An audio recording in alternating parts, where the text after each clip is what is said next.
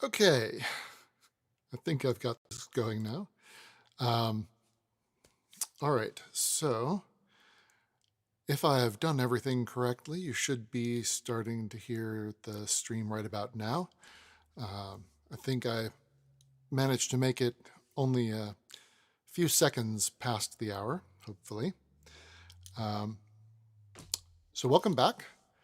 Uh, I'm Eric, and we will be doing a live cold reading tonight from Charles Dickens' classic Bleak House. And this is a thing that I do every Sunday for anyone who is seeing one of these for the first time. I started doing it in the summer of 2020 as a way to stay um, composed amidst the chaos of that year. I have my traditional 500 milliliter Griffin beaker of peppermint tea. It's not always peppermint, but always a beaker full of tea. And I want to apologize in advance. Um, Dinner was not very long ago, and I am terribly sorry if any audible evidence of that emerges during the streaming. I assure you I will be doing my best not to give voice to that, so to speak. But we're going to go on ahead. We are coming up on the middle of this somewhat long novel. I think there's 67 chapters, and we tonight are going to be reading chapter 31. So we're coming right up to the middle. And so let's go ahead and move on into it. Charles Dickens' Bleak House, chapter 31, Nurse and Patient.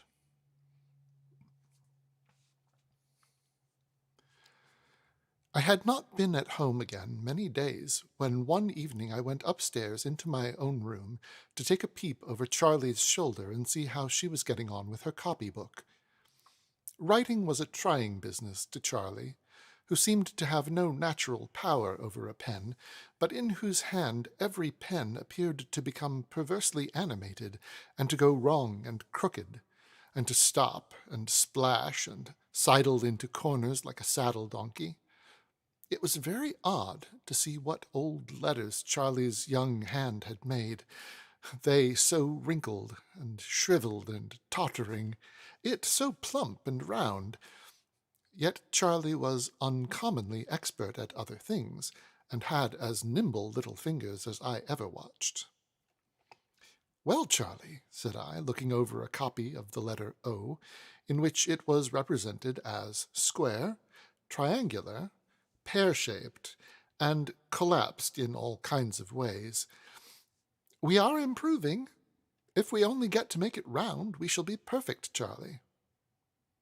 And then I made one, and Charlie made one, and the pen wouldn't join Charlie's neatly, but twisted it up into a knot.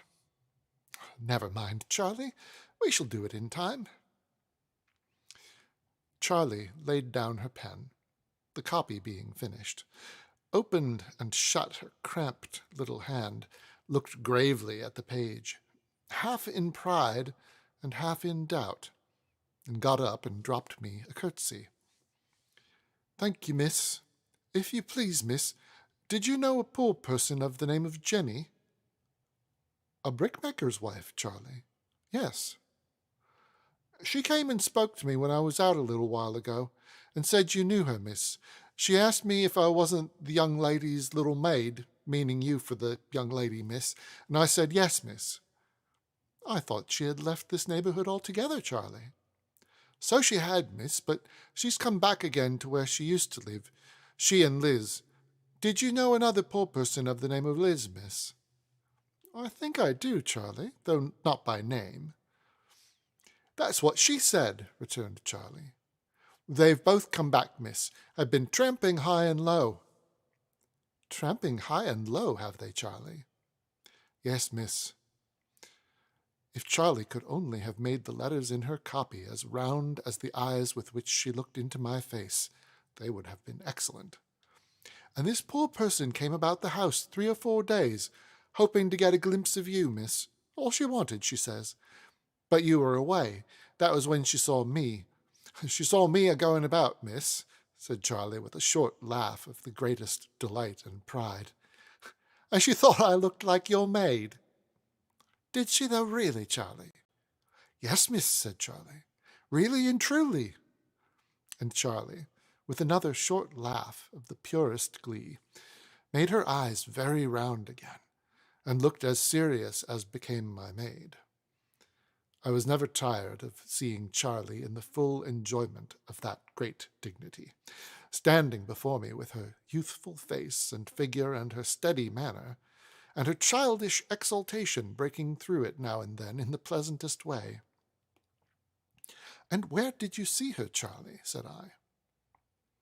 My little maid's countenance fell as she replied, "By the doctor's shop, miss," for Charlie wore her black frock yet.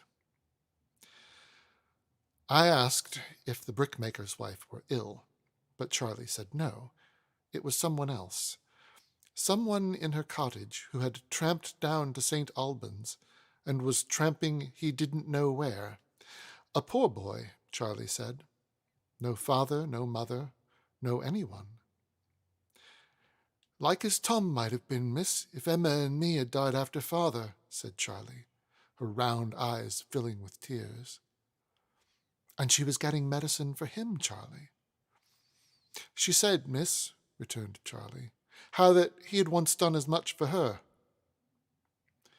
My little maid's face was so eager, and her quiet hands were folded so closely in one another as she stood looking at me, that I had no great difficulty in reading her thoughts. "Well, Charlie," said I, "it appears to me that you and I can do no better than go round to Jenny's and see what's the matter." The alacrity with which Charlie brought my bonnet and veil, and having dressed me, quaintly pinned herself into her warm shawl, and made herself look like a little old woman, sufficiently expressed her readiness. So Charlie and I, without saying anything to anyone, went out.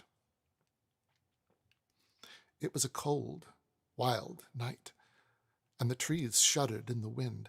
The rain had been thick and heavy all day, and with little intermission for many days. None was falling just then, however. The sky had partly cleared, but was very gloomy. Even above us, where a few stars were shining. In the north and northwest, where the sun had set 3 hours before, there was a pale, dead light, both beautiful and awful, and into it long, sullen lines of cloud waved up like a sea stricken immovable as it was heaving.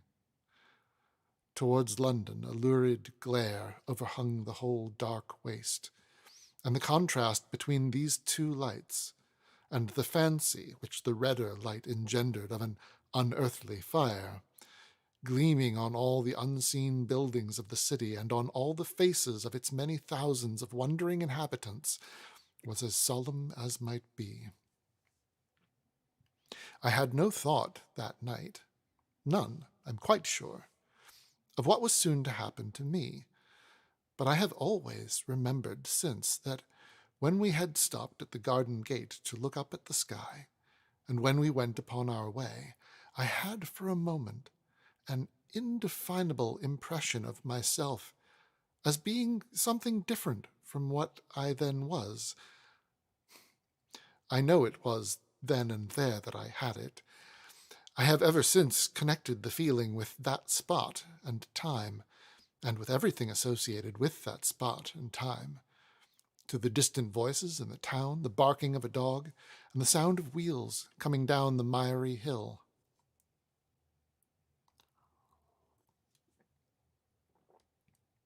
It was Saturday night, and most of the people belonging to the place where we were going were drinking elsewhere. We found it quieter than I had previously seen it, though quite as miserable. The kilns were burning, and a stifling vapour set towards us with a pale blue glare. We came to the cottage, where there was a feeble candle in the patched window. We tapped at the door and went in. The mother of the little child who had died was sitting in a chair on one side of the poor fire by the bed, and opposite to her a wretched boy, supported by the chimney-piece, was cowering on the floor. He held under his arm, like a little bundle, a fragment of a fur cap, and as he tried to warm himself, he shook until the crazy door and window shook. The place was closer than before, and had an unhealthy and a very peculiar smell. I had not lifted my veil when I first spoke to the woman, which was at the moment of our going in. The boy staggered up instantly and stared at me with a remarkable expression of surprise and terror. His action was so quick, and my being the cause of it was so evident, that I stood still, instead of advancing nearer. "I won't go no more to the burying ground," muttered the boy. I ain't a-going there, so I tell you." I lifted my veil and spoke to the woman. She said to me in a low voice, "Don't mind him, ma'am. He'll soon come back to his head," and said to him, Joe, what's the matter?" "I know what she's come for," cried the boy. "Who?" "The lady there. She's come to get me to go along with her to the burying ground. I won't go to the burying ground. I don't like the name on it. She might go burying me." His shivering came on again, and as he leaned against the wall, he shook the hovel. "He's been talking on and off about such like all day, ma'am," said Jenny softly. "Why, how you stare! This is my lady, Joe." "Is it?" returned the boy doubtfully, and surveying me with his arm held out above his burning eyes. "She looks to me like t'other one. It ain't the bonnet, nor yet it ain't the gown, but she looks to me like the other one." My little Charlie, with her premature experience of illness and trouble, had pulled off her bonnet and shawl, and now went quietly up to him with a chair, and sat him down in it like an old sick nurse, except that no such attendant could have shown him Charlie's youthful face, which seemed to engage his confidence. "I say," said the boy, "you tell me, ain't the lady t'other lady?" Charlie shook her head, as she methodically drew his rags about him and made him as warm as she could. "Oh," the boy muttered, "then I suppose she ain't." "I came to see if I could do you any good," said I. "What is the matter with you?" "I'm a-being froze," returned the boy, hoarsely, with his haggard gaze wandering about me, "and then burnt up, and then froze, and then burnt up, ever so many times in an hour. My head's all sleepy and all going mad-like, and I'm so dry, and my bones isn't half so much bones as pain." "When did he come here?" I asked the woman. Motorcycle. "When did he come here?" I asked the woman. "This morning, ma'am. I found him at the corner of the town. I had known him up in London yonder. Hadn't I, Joe?" "Tom all alone's," the boy replied. Whenever he fixed his attention, or his eyes, it was only for a very little while. He soon began to droop his head again and roll it heavily and speak as if he were half awake. "When did he come from London?" I asked. "I come from London yesterday," said the boy himself, now flushed and hot. "I'm a-going somewheres." "Where is he going?" I asked. "Somewheres," repeated the boy in a louder tone. "I've been moved on, and moved on more nor ever I was afore, since t'other ones give me the sovereign. Mrs. Snagsby, she's always watching and driving of me. What have I done to her? And they're all a-watching and a-driving of me. Every one of 'em's doing it, from the time when I don't get up to the time when I don't go to bed. And I'm a-going somewheres. That's where I'm going. She told me, down in Tom All Alone's, as she came from Stolburn's, and so I took the Stolburn's road. It's as good as another." He always concluded by addressing Charlie. "What is to be done with him?" said I, taking the woman aside. "He could not travel in this state, even if he had a purpose and knew where he was going." "I know no more, mum, than the dead," she replied, glancing compassionately at him. "Perhaps the dead know better, if they could only tell us. I've kept him here all day for pity's sake. I've given him broth and physic. Liz has gone to try if anyone will take him in. Here's my pretty in the bed. Her child, I call it mine. But I can't keep him long, for if my husband was to come home and find him here, he'd be rough in putting him out and might do him a hurt. Hark, here comes Liz back." The other woman came hurriedly in as she spoke, and the boy got up with a half-obscured sense that he was expected to be going. When the little child awoke, and when and how Charlie got at it, took it out of bed, and began to walk about, hushing it, I don't know. There she was, doing all this in a quiet, motherly manner, as if she were living in Mrs. Blinder's attic with Tom and Emma again. The friend had been here and there, and had been played about from hand to hand, and had come back as she went. At first it was too early for the boy to be received into the proper refuge, and at last it was too late. One official sent her to another, and the other sent her back again to the first, and so backward and forward, until it appeared to me as if both must have been appointed for their skill in evading their duties instead of performing them. And now, after all, she said, breathing quickly, for she had been running, and was frightened too, "Jenny, your master's on the road home, and mine's not far behind, and Lord help the boy, for we can do no more for him." They put a few halfpence together, and hurried them into his hand, and so, in an oblivious, half-thankful, half-insensible way, he shuffled out of the house. "Give me my child, my dear," said its mother to Charlie, "and thank you kindly too. Jenny, woman dear, good night. Young lady, if my master don't fall out with me, I'll look down by the kiln by and by, where the boy will most be like, and again in the morning." She hurried off, and presently we passed her, hushing and singing to her child at her own door, and looking anxiously along the road for her drunken husband. I was afraid of staying then to speak to either woman, lest I should bring her into trouble, but I said to Charlie that we must not leave the boy to die. Charlie, who knew what to do much better than I did, and whose quickness equaled her presence of mind, glided on before me, and presently we came up with Joe, just short of the brick kiln. I think he must have begun his journey with some small bundle under his arm, and must have had it stolen or lost it, for he still carried his wretched fragment of fur cap like a bundle, though he went bareheaded through the rain, which now fell fast. He stopped when we called to him, and again showed a dread of me when I came up, standing with his lustrous eyes fixed upon me, and even arrested in his shivering fit. I asked him to come with us, and we would take care that he had some shelter for the night. "I don't want no shelter," he said. "I can lay amongst the warm bricks." "But don't you know that people die there?" replied Charlie. "They dies everywhere," said the boy. "They dies in their lodgings. She knows where, I showed her.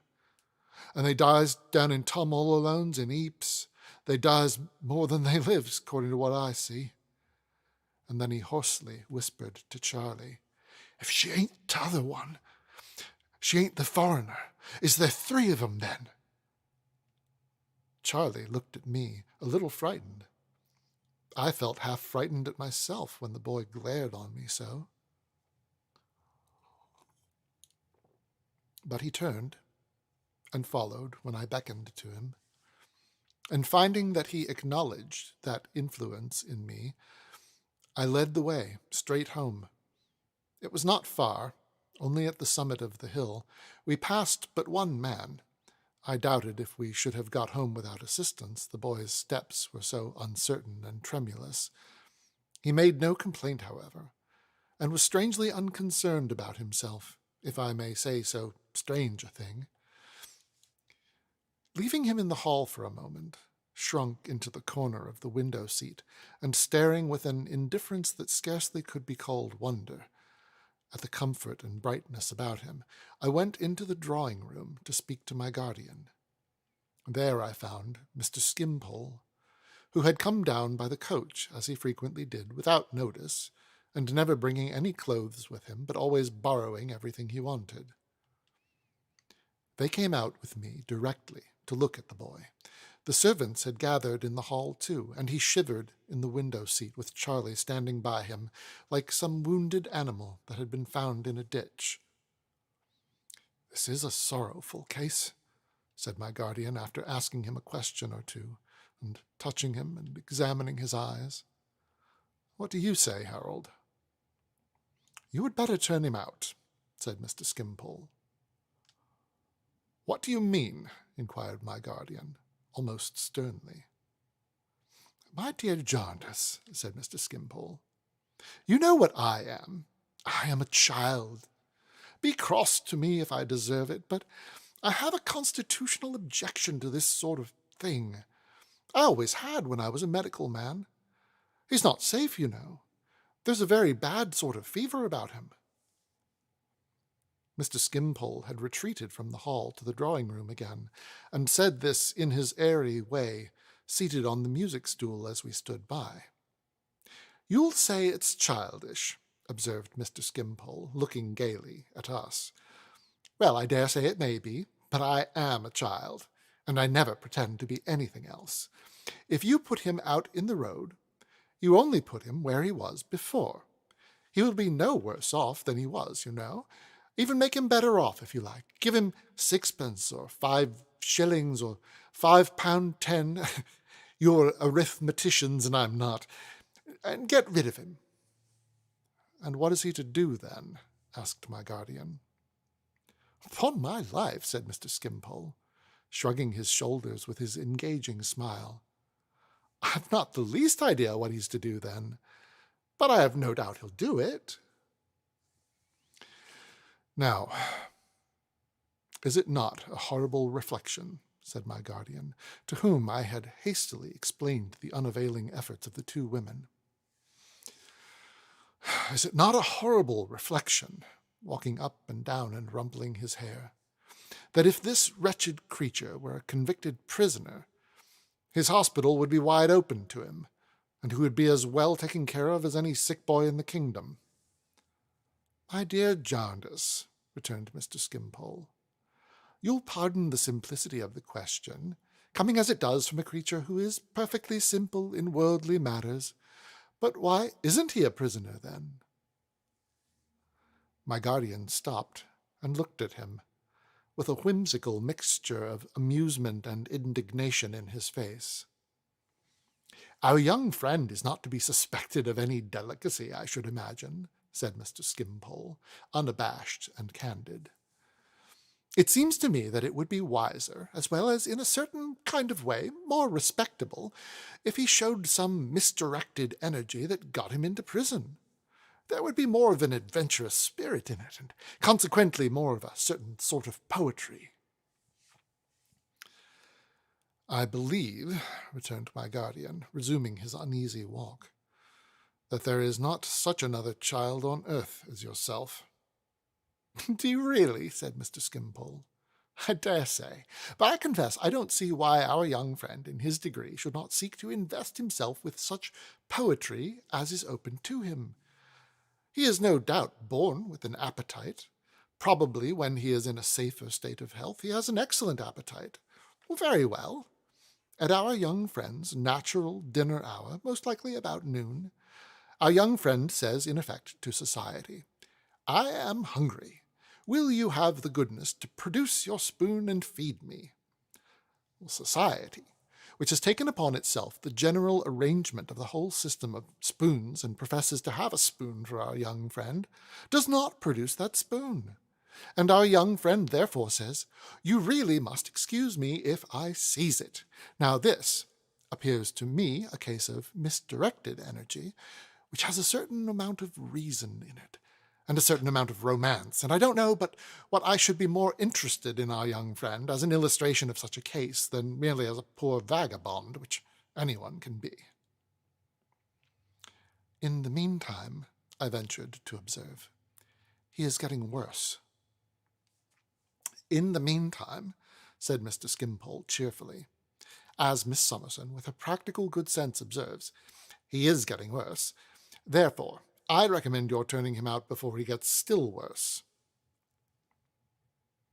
The amiable face with which he said it, I think I shall never forget.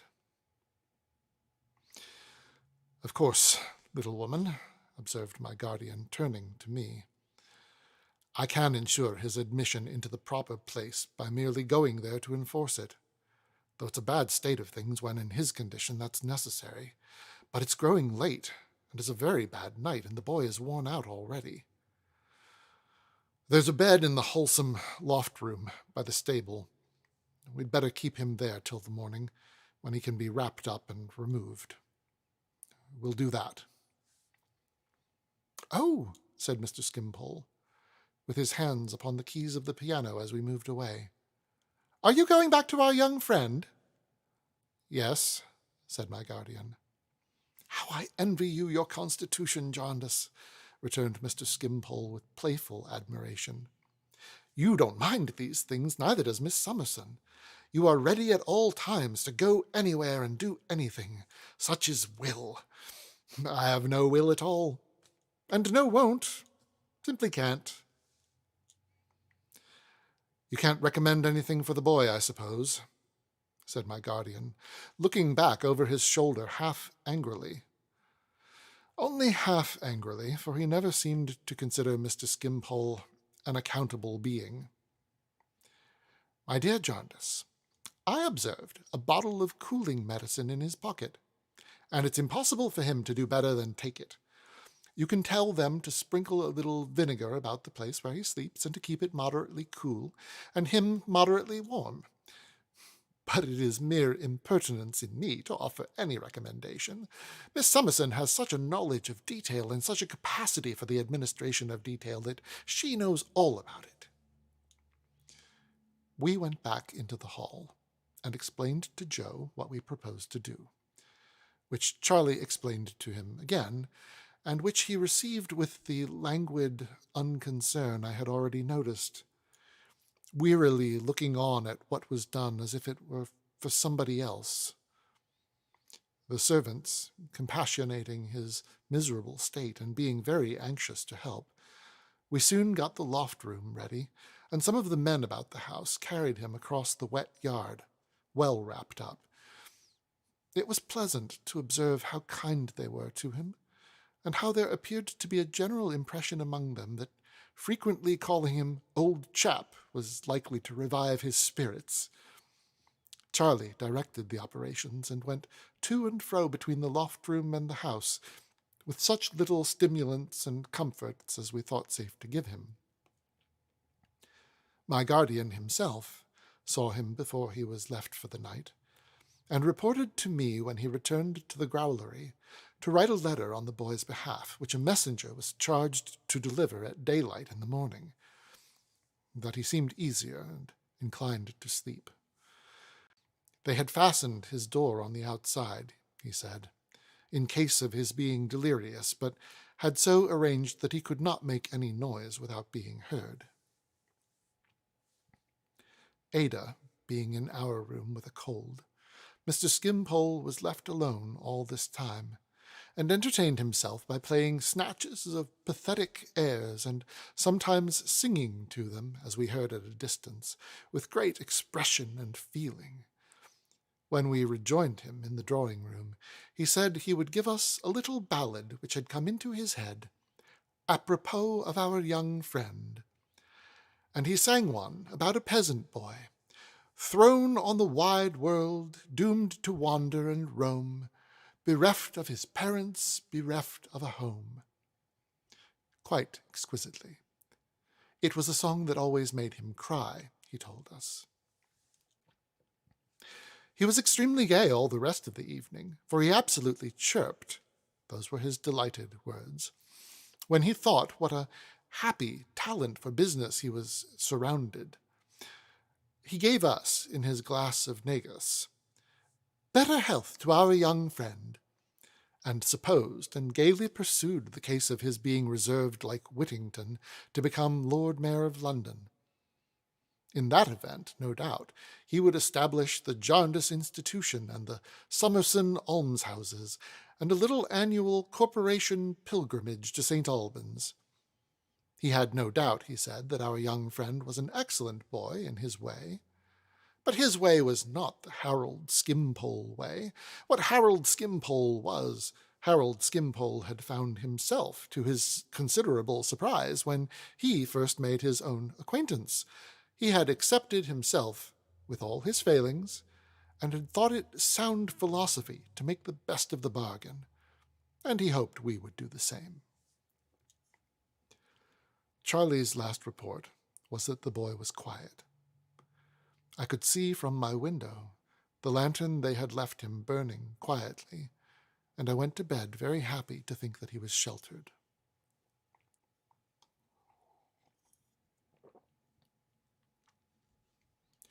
There was more movement and more talking than usual, a little before daybreak, and it awoke me. As I was dressing, I looked out of my window and asked one of our men who had been among the active sympathizers last night whether there was anything wrong about the house. The lantern was still burning in the loft window. "It's the boy, miss," said he. "Is he worse?" I inquired. "Gone, miss." "Dead? Dead, miss?" "No, gone, clean off." At what time of the night he had gone, or how, or why, it seemed hopeless ever to divine. The door remaining as it had been left, and the lantern standing in the window, it could only be supposed that he had got out by a trap in the floor which communicated with an empty cart-house below.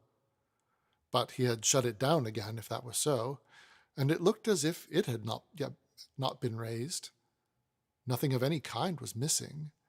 On this fact being clearly ascertained, we all yielded to the painful belief that delirium had come upon him in the night, and that, allured by some imaginary object or pursued by some imaginary horror, he had strayed away in that worse than helpless state.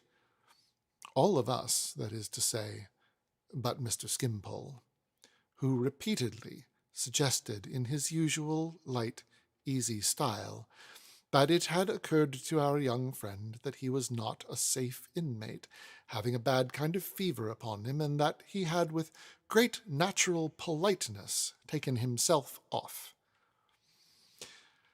Every possible inquiry was made, and every place was searched. The brick kilns were examined, the cottages were visited.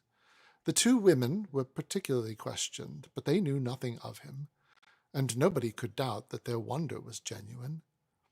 The weather had for some time been too wet, and the night itself had been too wet to admit of any tracing by footsteps.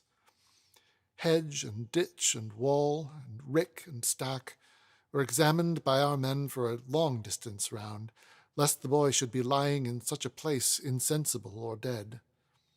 But nothing was seen to indicate that he had ever been near. From the time when he was left in the loft room, he vanished.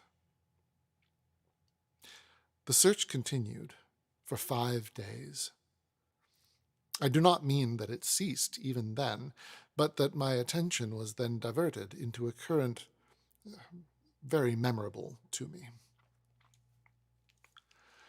As Charlie was at her writing again in my room in the evening, and as I sat opposite to her at work, I felt the table tremble. Looking up, I saw my little maid shivering from head to foot. "Charlie," said I, "are you so cold?" I think I am, miss, she replied. I don't know what it is. I can't hold myself still. I felt so yesterday at about this same time, miss. Don't be uneasy. I think I'm ill. I heard Ada's voice outside, and I hurried to the door of communication between my room and our pretty sitting room, and locked it. Just in time, for she tapped at it while my hand was yet upon the key. Ada called to me to let her in, but I said, Not now, my dearest. Go away. There's nothing matter. I will come to you presently. Ah, it was a long, long time before my darling girl and I were companions again. Charlie fell ill. In 12 hours she was very ill. I moved her to my room and laid her in my bed and sat down quietly to nurse her. I told my guardian all about it, and why I felt it was necessary that I should seclude myself, and my reason for not seeing my darling above all. At first she came very often to the door, and called to me and even reproached me with sobs and tears, but I wrote her a long letter, saying that she made me anxious and unhappy, and imploring her, as she loved me and wished my mind to be at peace, to come no nearer than the garden. After that she came beneath the window, even oftener than she had come to the door.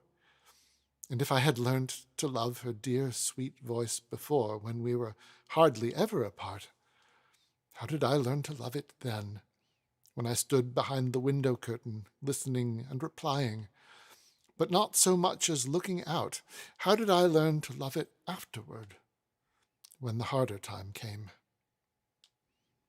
They put a bed for me in our sitting room, and by keeping the door wide open, I turned the 2 rooms into one, now that Ada had vacated that part of the house and kept them always fresh and airy.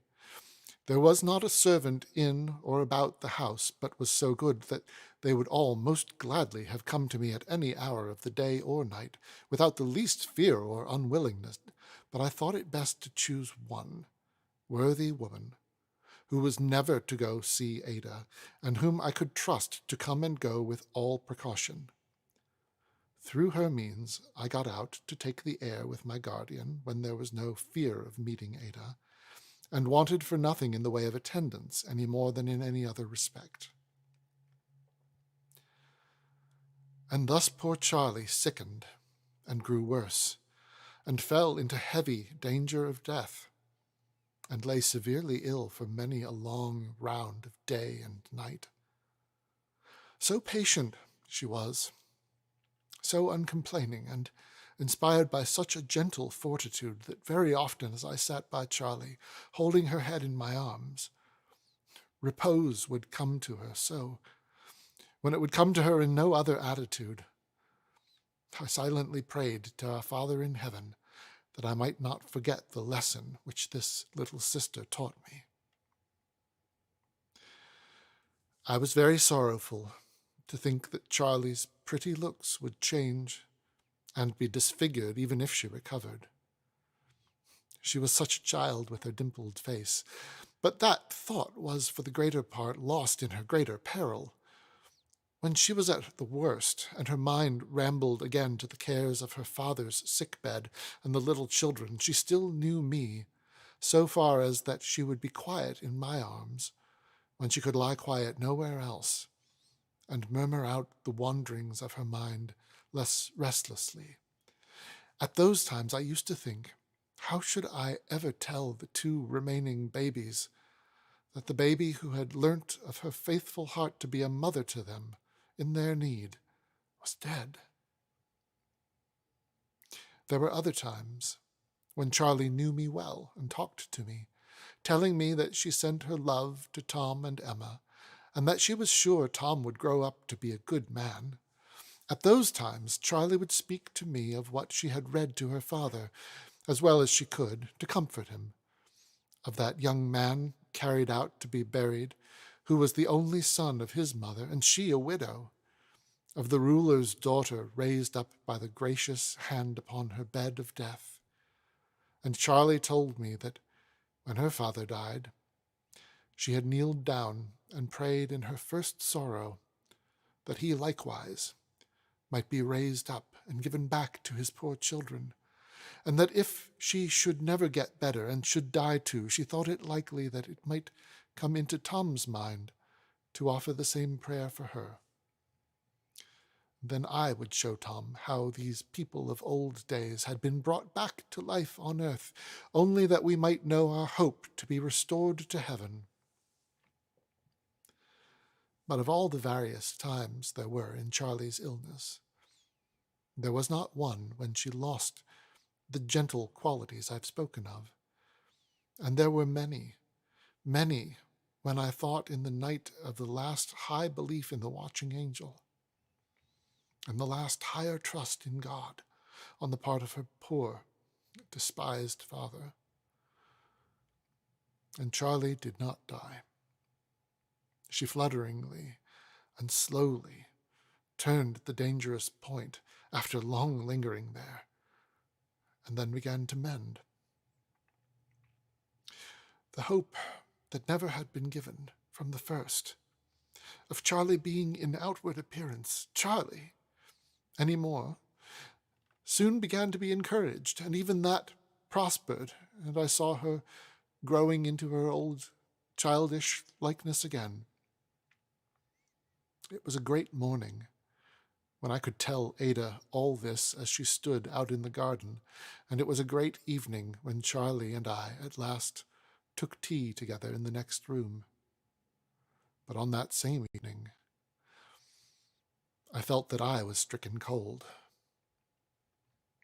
Happily for both of us, it was not until Charlie was safe in bed again and placidly asleep that I began to think the contagion of her illness was upon me. I had been able easily to hide what I felt at tea time, but I was past that already now, and I knew that I was rapidly following in Charlie's steps. I was well enough, however, to be up early in the morning, and to return my darling's cheerful blessing from the garden, and to talk with her as long as usual. But I was not free from an impression that I had been walking about the 2 rooms in the night, a little beside myself, though knowing where I was, and I felt confused at times, with a curious sense of fullness, as if I were becoming too large altogether. In the evening, I was so much worse that I resolved to prepare Charlie, with which view I said, "You're getting quite strong, Charlie, are you not?" "Oh, quite," said Charlie. "Strong enough to be told a secret, I think, Charlie." "Quite strong enough for that, miss," cried Charlie. But Charlie's face fell in the height of her delight, for she saw the secret in my face, and she came out of the great chair and fell upon my bosom and said, "Oh, miss, it's my doing, it's my doing," and a great deal more out of the fullness of her grateful heart. "Now, Charlie," said I, after letting her go on for a little while, "if I am to be ill, my great trust, humanly speaking, is in you, and unless you are as quiet and composed for me as you always were for yourself, you can never fulfill it, Charlie." "If you'll let me cry a little longer, miss," said Charlie. "Oh, my dear, if you'll only let me cry a little longer, oh, my dear." How affectionately and devotedly she poured this out as she clung to my neck, I never can remember without tears. "I'll be good." So I let Charlie cry a little longer, and it did us both good. "Trust in me now, if you please, miss," said Charlie quietly. "I'm listening to everything you say." "It's very little at present, Charlie. I shall tell your doctor tonight that I don't think I am well, and that you are going to nurse me." For that, the poor child thanked me with her whole heart. "And in the morning, when you hear Miss Ada in the garden, if I should not be quite able to go to the window curtain as usual, do you go, Charlie, and say I'm asleep, that I have rather tired myself and am asleep. At all times keep the room as I have kept it, Charlie, and let no one come." Charlie promised, and I lay down, for I was very heavy. I saw the doctor that night and asked the favor of him that I wished to ask relative to his saying nothing of my illness in the house as yet. I have a very indistinct remembrance of that night melting into day, and of day melting into night again, but I was just able on the first morning to get to the window and speak to my darling. On the second morning, I heard her dear voice, how dear now, outside, and asked Charlie with some difficulty, speech being painful to me, to go and say I was asleep. I heard her answer softly, "Don't disturb her, Charlie, for the world." "How does my own pride look, Charlie?" I inquired. "Disappointed, miss," said Charlie, peeping through the curtain. "But I know she's very beautiful this morning." "She is indeed, miss," answered Charlie, peeping, still looking up at the window. I called Charlie to me and gave her her last charge. "Now, Charlie, when she knows I am ill, she will try to make her way into the room. Keep her out, Charlie, if you love me truly. To the last, Charlie, if you let her in but once, only to look upon me for one moment as I lie here, I shall die. I never will. I never will," she promised me. I believe it, my dear Charlie. And now come and sit beside me for a little while, and touch me with your hand. For I cannot see you, Charlie. I am blind. End of chapter.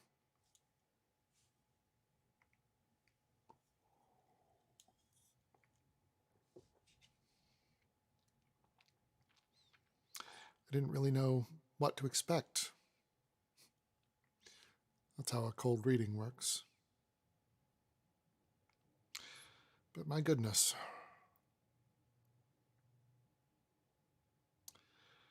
How times change, and yet some things persist, don't they?